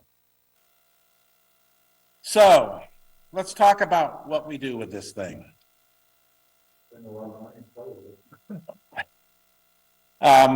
For WSJT modes, this thing is ready. You've got the USB-C connector on the side of it. Hook it up to your laptop cable, or hook it up to your laptop with a USB cable. Configure the USB ports in the laptop, configure the virtual ports in the IC-905, and then you can use any WSJT mode that you want for whatever the application happens to be. What kind of antenna would be best? If you are a person who's going to be operating WSJT, would you be putting up an omnidirectional antenna, or would you be putting up a parabolic antenna of some kind? Who said both? Oh, okay. We have one guy. Oh, he's a noted troublemaker, so he's going to put up both. But yeah, you could put up both. Okay. Anybody got a unique antenna that they would want to use if they were working weak signal? It depends on where you live. Okay, so if you're going to be working with weak signal, what kind of antenna would you use, Pat, where you live? Only one choice, a parabolic dish. Okay, where, if you're going to be working weak signal, would you put up an omni antenna? If I was in the LA area, I'd have the option. If you lived on top of a mountaintop, maybe, yeah. If you want to use it as a beacon. Yeah, and by the way, that's a valid point. If you want to use it as a beacon, yes, you want an omni antenna on it. Panel antenna. Robin wants a panel antenna. See, these troublemakers that, you know, okay. It's ATV ready. These guys have already run video in and out of it. They've seen their video on the screen on the front of it. It's ready to go. And you just, there were 2 connectors on the side of it for the AV in and out. Just plug it in and you're on the air, ATV. NTSC? NTSC, that is correct. Bah. Does it have a video monitor on the front? Yes, it does. If you go find the YouTube video, they show you with video on the front, displayed on the front of the radio. That's pretty cool. Yeah. So you don't have to have a 16-inch studio monitor on there to make a contact. Yeah. Yeah. So all right. You could do video on 10 gigs. Exactly. Yeah. Exactly. Video on 10 gigahertz. You could make video phone calls. Remember when the Bell system wanted you to make video phone calls? You could do this video ham calls. It would have been nice to have a camera on the thing then. Yeah. Video aircraft scatter. We could see Chip's face for 1 second. Frank says video aircraft scatter where you could see Chip's face on your screen for 1 second. That's a good one, Frank. All right. It would be enough to see a call sign in grid. That's it. You know, yeah, I'm going to move on. All right. I threw this in here, and this is half tongue in cheek, half dead serious. If you got somebody who has a gunplexer system, you can talk directly to him because you have full band coverage. Have him transmit on the center frequency of his band, you tune him in, and you then transmit back to him plus or minus 30 megahertz of what frequency he's calling you on. Now, he's going to drift all over the place, but if you set your TX offset to be fixed 30 megahertz, you chase him with your receiver, and just at the end of his conversation, then you can key up and talk back to him. He can turn his AFC on real quick and lock onto you. And then, how many remember the ARR, the Advanced Receiver Research 10 gig gunplexers? How many remember them? See, Gordon, that's exactly what I was thinking about. I have a couple of them and a couple of homemade systems. Yeah, so this radio will talk directly to them. You just need to know how to use your transmit offset function. And you have to chase the guy's gunplexer up and down the band. And some days you really have to chase. You're going to have to spin that dial pretty fast to keep up with him. But nonetheless, you could do it. What they need to do is write AFC function on it, so that It might have, by the way. It might have. Mel says that you add AFC, but it actually might have FM AFC in it. I don't know. All right. Here's the big one. This is the one that most of us would be headed toward using this radio for long distance tropo and EME on any of the microwave bands. Even if this receiver is got the best LNA in it, you're still going to need a low noise preamp right at the antenna, the closest point you can, just to get, eke out, the best noise figure possible. Got to keep all your RF connections short. You're going to need to use a parabolic reflector. There's nobody going to do long distance tropo EME using an omnidirectional antenna. Don't waste your time there. You'll need to switch an LNA and a high powered amplifier in and out during the transmit receive cycles. 10 gigahertz requires you to use waveguide to get in and out of the feed horn. Most of the other bands you can do coaxially, and you may, depending on what your circumstances are, you may require a sequencer. And here's the basic tools that you will need. In this slide, the laptop initiates, because the laptop's running WSJT. It's going to initiate a transmit sequence, which is going to go into the 905. The 905 has the push-to-talk connector on the side of it, and it's going to control the transmit receive relays and any power up or power down functions on the high powered amplifier of the LNA. And that goes to your antenna. That means you have to run a whole separate cable for that. Yes, you do. We've been beating this one to death, but yes, you have to run another wire. But if you're going to have a 10-watt amplifier up at the antenna, you're going to have DC power up there anyhow. So you already have a cable going up the tower. This push to talk will just be another signal function you have to run up there. Is it POE? No, there's not going to be any POE here. So this is going to require push to talk and DC power going up the tower. It's just going to be a requirement. Now, most of us operate out of the back of our vehicle on a tripod, so this is not an issue. The push to talk lead will be 6 inches long or 12 inches long, whatever your station requires. Okay? Any questions about that? Now, go ahead. The 9700 had a 30 millisecond sequencing delay. Without speaking whether that's adequate or not, I'm just curious whether there's a built-in sequencing option in the 905. And because I indicated earlier I hadn't read the manual and wasn't going to get that deep into it, I can't answer your question. The question is there sequencing or at least some delay built into the radio? We don't know, but somebody will read this. There is. What is it? I read about it. Okay, Robert says that there isn't sequence, but you only have one push to talk wire, so you can't have sequencing.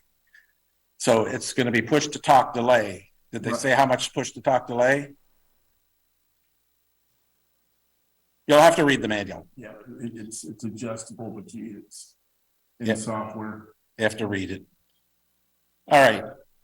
If some enterprising person was to build an external PA, like the people at CUNE or whoever, they may want to put RF auto sense at the input to the amplifier so that when it sees RF coming in, it switches it to transmit. That's a possibility. Okay. If you really are concerned, you could put a circulator on the output of the LNA just to make sure that you don't transmit into the output of your LNA for microseconds or milliseconds. So somebody might do that. By the way, in 2.4 gigahertz, do they make signal boosters or signal extenders? Yes. Yeah. So if you've got one coaxial cable coming out of your Wi-Fi radio and you put a signal booster on it, it has to by default, has to have an automatic transmit to receive function in it. So somebody's already doing that for 2.4 or 5.7. Now, I'm not telling you to go out and buy one of those devices and use with this radio, because you may or may not be violating some rule, but somebody's already done it. So there's no reason why maybe Icom or somebody else could take one of those, modify it, make sure that it met all the ham band amplifier specifications, and then market it as such. Those devices probably generate an awful lot less than 1/2 a watt. No, they claim 5 watts. Some of them claim to be 5 watts. That was a Zoom question.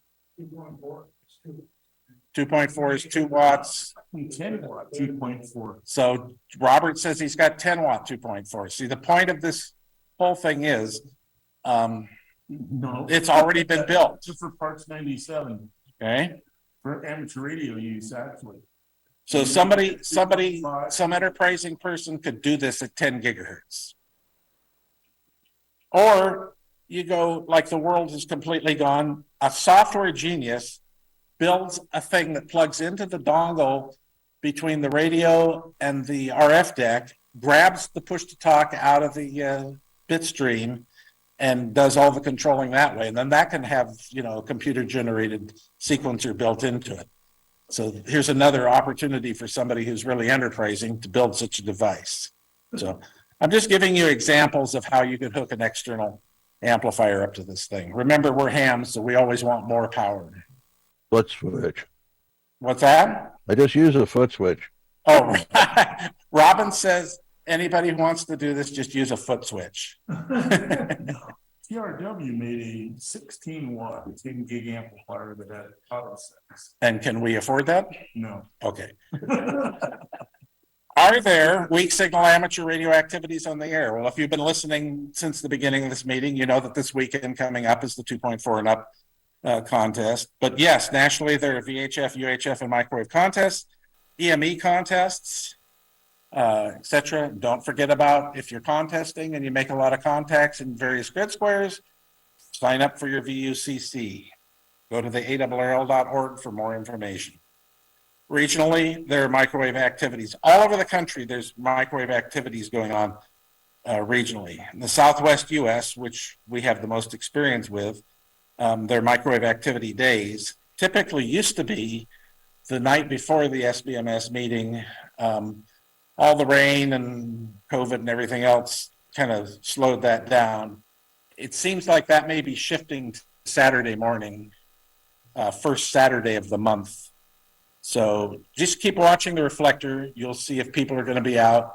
And if you're going to be out, please post to the reflector so we know you're there and other people can come find you. It won't even hurt to speak on Cactus. Somebody might hear you. So Robin is suggesting too, if you're going out, just come up on Cactus and say, hey, this is WA6CDR and I'm headed to Potosi for the day to work on 10 gigahertz for the day. Last thing, let's talk about types of propagation. Microwave signals tend to follow a straight line of sight. This is a law of physics. Everybody is taught this. Nobody has yet showed me a flashlight that will shine around a corner. Actually, I have one that will shine around the corner. The problem is we don't have the optics for you to see what it can see when it lights it up around the corner. We're still working on that part of it. Hey, wait a minute. You've seen a sunset. Sun's down below the horizon. The whole sky's still lit up. That's troposcatter. And it works at low frequencies like 10 gigahertz. Yeah, but you didn't see what illuminated it. See, my example was a flashlight shining around the corner. The sunset going down and you seeing it after it's passed below the horizon. I don't know. Yes, you're absolutely correct, obviously. Microwaves are easily reflected. Buildings and towers make excellent reflectors. Signals are reflected by aircraft or seagoing vessels or UFOs or blimps. Many years ago at a ham convention, a young gentleman walked up to me and said, has anybody tried to use the blimp as a reflective device? And quite honestly, at that point, I had not, but Dave, I think maybe has. Dave has, all right.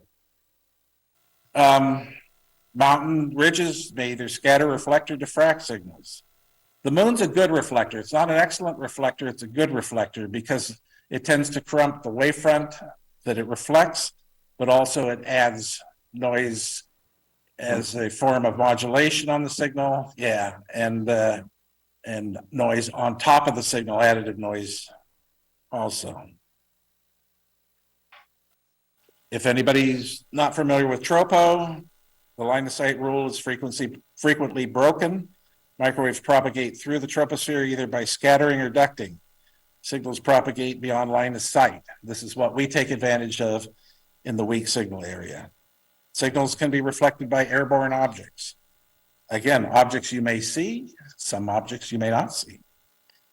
Signals are scattered by weather anomalies and storm cells, particularly rain scatter is a good thing. These balloons now that we're being barraged with from Asia, they make good reflectors. Are there microwave beacons? The answer is yes. In the Southwest US, there's several available depending upon where you live. If you've got a really good system, you can even hear one off the moon. And there's a list of the beacons on the W6IFE website. Beacons are an excellent way to test your system. You got a test signal, you can turn your radio on, point the antenna, and listen to make sure that everything's working correctly. They can also be used to gauge propagation, and many contain key down period to assist with the alignment of antennas, etc. And the N6CA beacon on the Palos Verdes now encodes Q65, so you can actually decode a Q65 message off a beacon. Where can I get help? And God knows I need help.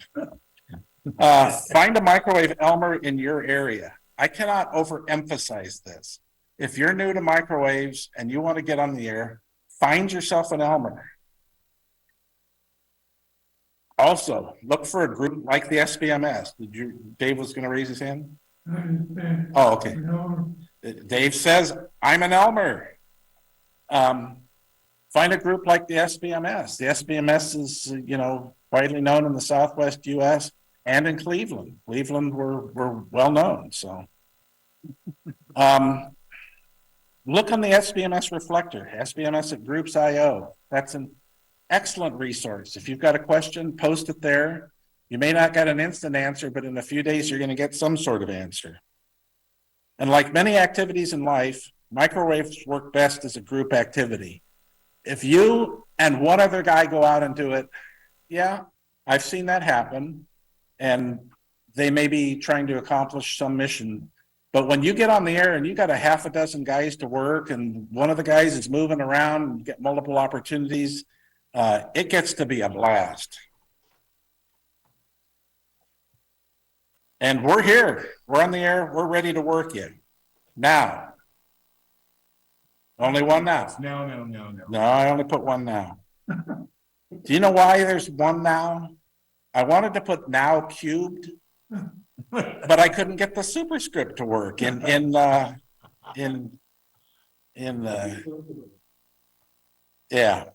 Pat's not in that picture.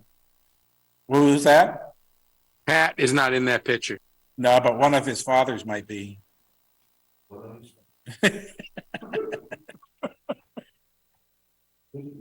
Who's that guy in the middle talking on a cell phone? Yeah. Well, it's microwave. Well, the one on the left is Ed Munn. I'd have to go pull the original thing, but Robin, you would like these guys. They use handsets. If anybody doesn't know it, Robin used to use a handset on his Micor while he was driving around. Okay? That's best duplex audio device there is. Yeah, so this guy, you're right there with him. All right. Any questions? Question here. Yes, sir. Can you go back to the earlier slide that shows the 2.4 gigahertz band, including the amateur dedicated part before all the Wi-Fi comes in? I'd be happy to. I'm just going to step back through it. So those of you who have episodes of dizzy spells, you might want to close your eyes for a second. I had to close my eyes right now too. So I don't even know what slide I'm on. Prior to that. Prior to that. So there's something that shows a dedicated to weak signal part that's not subject to the interference to the rest of the 2.4 band. It's this slide here. 2390 to 2401. Yeah, that's what I'm after. Very good. Thank you. Oh, you're welcome. Any other questions? I have a comment. What was the approximate cost on these radios? Should I show the catalog prices of the radios? Is that be appropriate or inappropriate for me to do? Oh, please do. Please do. All right. Very good. I will tell you right now, they came off of DX Engineering's website. I buy stuff from DX Engineering, but that doesn't mean that I'm their tout or anything. I just want everybody to understand that that's where I pulled these from. And I will tell you that these changed. Not the prices, but the delivery date changed after I did this. Did you order one, Dave? I have not ordered one. Please stand by. Question, Gordo. Oh, Gordo, go ahead. Was the pictorial of the 10 gig setup, the antenna and the black box, the blue cable that you pointed out, is that the 10 gig signal, or does the 10 gig signal occur up into the antenna unit? And is the antenna horizontal or vertical in its polarization? Over. Those are excellent questions. I'll go back to that in just a second. Yeah, I'm just going to put you in the queue. Roger that. All right. This is off of the DX Engineering website. I have not modified the slide at all. The delivery date that says May 10th, it's now May 27th. I read this as that it comes with a 10 gigahertz module. Do you read it differently? Yes. Yes. Everybody else? Everybody else? Yeah, you're going to have to pay extra. And how much extra? $1,000, but I'll get to that slide. All right, so here's the next one. Here's the 10 gigahertz module. Again, off of their website, I haven't modified anything here. Okay, here's the little omnidirectional antenna.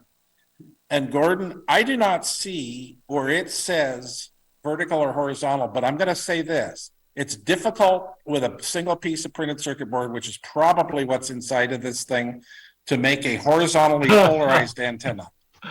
So I'm saying that this thing is a vertical antenna. Anybody want to dispute that? I think you're right. Probably vertically polarized, because it's almost impossible to build a horizontally polarized omnidirectional on the azimuth antenna. All right, so this is a question, and your logic is good. So this is a question that we put in that we need an answer for, but I think it's vertical. Here's the next antenna, which is the dish. Oh, a question on vertical and horizontal. So what is the standard for most of the country on 10? Weak signal anywhere is horizontal polarized. All my gunplexers are vertical. And that could be. But weak signal, the weak signal state is horizontal polarization. So this antenna would not be suitable for it. Again, if what we're saying is true, you're absolutely correct. And that's a very good point to bring up.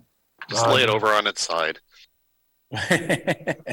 And line 3 or 4 of them up and make a Yagi. All right, so you asked the question, then let's go back. I think that's the end of all the slides. Yeah. Same price. Oh, what was the price on the 10 gig unit? I'm going back to that. $1,000. $1,000. Got it. with the 10 gig, the antenna, all the accessories. You can Sorry, go Dave, out go ahead. And you can buy some surplus parts. You can get yourself the HP spectrum analyzer and a signal generator and a noise figurator and all the Yeah, other that's the one. test equipment. Mel's talking. Still, All right. Mel is saying that some hams will prefer to build some of these things versus buy them out of the box, and that of course makes perfect sense. Gordon, let me answer your question. The blue cable I see there is the antenna feed line coming out of the bottom of the transverter into the antenna. Wow, how many dB loss do you think that is versus, Yeah, say, that's why I was talking about Archie 142. Is it similar to waveguide? You could switch to waveguide right at the bottom of the unit if you want, but the problem is that antenna there is not got a waveguide connector on it. So you're going to go coax, waveguide, and then waveguide coax. And I think double loss with the connectors. Yeah, Roger that. Yeah, that would be ridiculous. If you're going to do that, build yourself a waveguide on the antenna. Yes, sir. push to talk signal and open source thing? Okay, the question is about the push to talk. So this port on the side of the radio, I don't remember which way to go here. I may be going the wrong way. There it is. So the push to talk connector, where is it? Senjak, thank you. So if it's like the 705, it is a dual purpose port. It's sensing whether or not you pull the port down. If you pull the port down, you put the radio into transmit. Right. If WSJT comes in through the USB and tells the radio to transmit, that port will go to, it will go down. And my question is the packet that the laptop sends to the transceiver an open source? I do not know. I don't have the answer. Does anybody know if this code that goes between your WSJT laptop and the radio, is that open source? That's just virtual ports. So probably you can find the parameters of the virtual ports and figure that out. Yeah, that's WSJC. It's probably cat. Yeah, that's a software function in the radio. And by the way, that Senjak is 3.3 volts only, easy to blow. Oh, okay. Brian points out that that is 3.3 volt logic on that jack, and it's very easy to blow up. Yeah. So. Just use the three volt pick and you shouldn't grow. Exactly, but he's just warning us of that, and that's good because we need all the warnings we can get here. Jim, 110 volt AC relay much current at all. Robin's Dow key, his 110 volt Dow key relay will not work on this. I think the radio, I'm mistaken, has a USB-C 3 hook up a laptop. I think it also has Bluetooth in it for a tablet, or earphone jacks, or wireless. Yeah. So, I'm pretty well sure it has Bluetooth plus USB-C 3. So I'm going to talk about Gary's mentioning that this thing's also got Bluetooth in it if you're going to run a headset and stuff with it. I'm going to talk about my philosophy here because this is how I do things. I assume that a device that's going to be hooked to another electronic device, that the ground between the two devices doesn't exist. I assume that they are floating in midair. Even if there is a number 2-aught bus between the two devices for a ground, I still make the assumption that there is no ground. So what I do on the 705 is I use it with an opto isolator. So there are opto isolator relay drivers, which are 4-pin devices, and depending on how much current you want, you choose accordingly. But two of the wires, if you run 5 mils through two of the wires and light the LED inside, it will close the other two, so to speak, and you'll get 3 amps, 5 amps, 25 amps, 100 amps, whatever you want to be able to close as an electronic relay on the other two ports. So with the optocoupler, who cares if the radios are at the same potential or not? You will never blow that port up. Yeah. Yep. Gary says he wants to go home. Oh, Gary says that the video is going to go away here and you won't see me anymore. Don't all applaud at once. Any other questions? I have a comment. Comment, go ahead. Yeah, so, 3 years ago, my goal for SPMS was to get people on other bands besides 10 gigahertz. And, as evidenced by the fact that we host our own 2 gigahertz and up contest, which would seem to be that same goal. And I think, when a critical mass, which could be as little as 3 members, have these radios, that could actually happen. So I have a question that goes with that. So I remember Marty would go to Fraser for 10 and up, and he has for 2 and up, and he has all the bands, and he would say, well, I'm running 10 watts on 10 gigahertz, and the normal powers on 2, 3, and 5. And I never did know what the normal powers are, but I assume that they are a few watts. They're something like this radio does, and that this radio would be fine barefoot, at least as a starter. Is that right? All right. So Courtney's question was, he had a comment and a question. Courtney's comment is that one of his goals is to see more activity in the other bands, and I concur completely with him. And he recounts that in previous microwave contests, there would be stations out working each other, and they were running not real high power. They were running, 3, 5, 10 watts, very similar to the power this radio makes. So the expectation here is, should he be able to work a lot of these people? And my answer to this is to get on number one, hams always find an excuse why they can't get on the air. So number one, buy the radio if you can afford it and get it on the air right out of the box, however you can. And then start thinking about the antennas.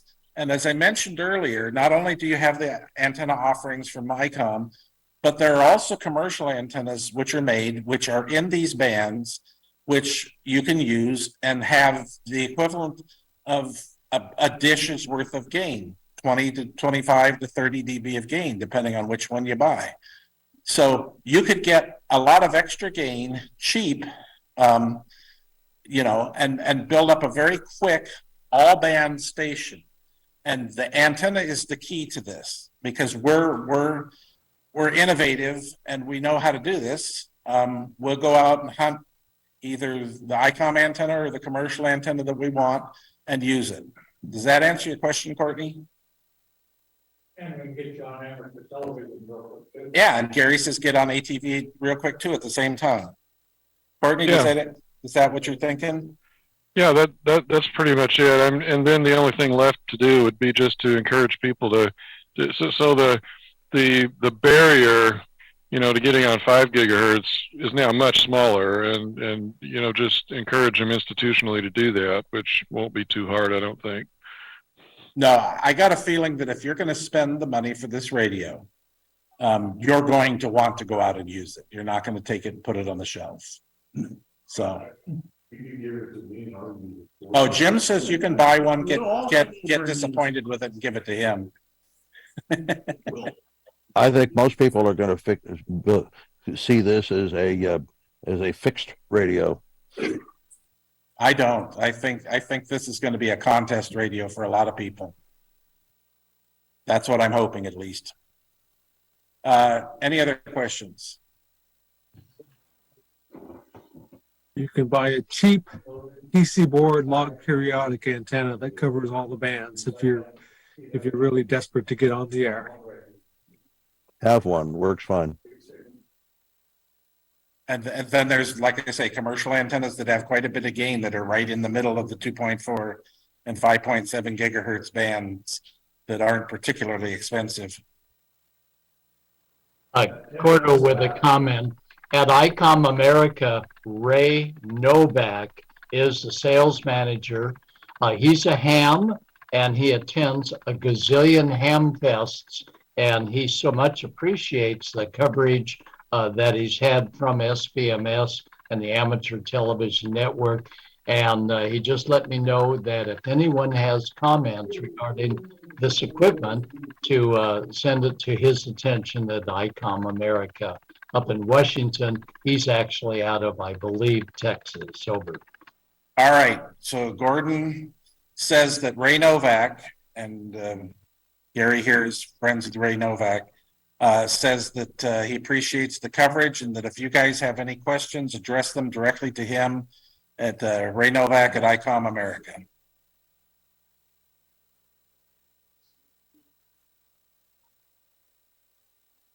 And I've been in contact, on quite a few things here. I want to go visual after television, so that's in. So Robin, you'll be happy about this. Gary says that he's actually pushing them to go DTV rather than use FM TV. All the above. So I don't have an encoder, so it doesn't matter. You know.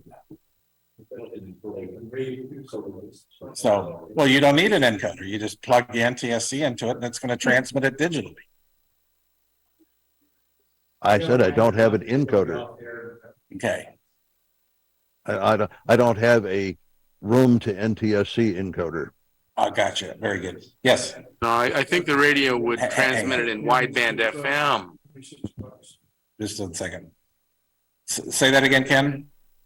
From what I've seen, it would be wideband FM. Right, but Gary's pushing to get them to get the digital mode as well in it. Yes, go ahead. I haven't tried it yet, but backup cameras for the truck, 26 bucks. Oh yeah, no, Robin's being facetious. Don't pay any attention to him. Good. Somebody's learning. Any good quality feature. Decent resolution. 720 or 480. Which one you get this one? Here's a 5K camera. I'd rather use the 5K camera than analog. All right, the video's starting to run down. Any other questions? Good presentation, Dave. All right. Is there any reason why you couldn't put the 10 gigahertz module up on the tower and put everything else someplace else? Yeah, you're going to have to see reference cable. You're going to have to extend the IF input cable that goes to it, and you're going to have to extend the data cable that goes to it. 3 cables have to be extended to put the RF deck at the bottom of the tower and the 10 gigahertz deck at the top of the tower. And that'll be at 2.4 something gigahertz, so high loss on the coax. For the phased array. Any other questions before we turn this thing back to the animals? What is the first from the shock radio up to the main? I assume that all the modulation is done. This is an assumption on Dave's part. All the modulation is done in the RF box on the tower. So you have a data stream going up, telling it what to do, and then that box is generating the on-channel RF signals, whatever they are. So the data stream is. You broke up. Say again. Is the data stream low frequency, like 10 megahertz or so? Yeah, I would assume so. It may say in the manual, but I don't know. It's just, It's TCP. It's TCP/IP, isn't it? I don't know that to be true. I can't state that.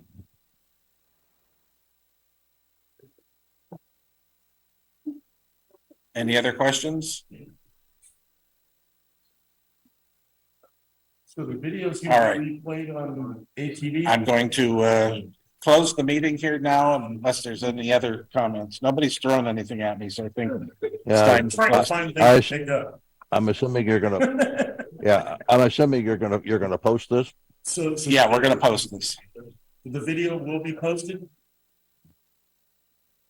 Okay, it's gonna be up in 3 hours on YouTube. Okay, I'd like to see the actual PowerPoint slide package up there as a separate item. Oh, that'll go on w6ife.com. Right. All right, if that's it, I'm gonna adjourn the meeting. Yeah. All right, team. Well, that was a wonderful, wonderful presentation. We'd like to thank Dave for the great presentation. We'd like to thank Gary, W6KGE, KVC, W6KVC, for providing the video today. And of course, I'm here in the studio bringing all the wonderful pictures into the repeater system, as well as on YouTube. This will be posted on our YouTube channel. So if you're watching it on YouTube, don't forget to hit that subscribe button for the Amateur Television Network, and this way you'll get notified every time that we post videos about amateur television and of course this IC-905 radio. It will be a game changer for those getting into the SHF bands. Just pretty much plug and play. Just start and then experiment. I'm Roland, KC6JPG, saying thank you very much for watching this special edition of the San Bernardino Microwave Society. We're returning the repeaters back to its normal use. You take care, 73, and have a great evening. KC6JPG.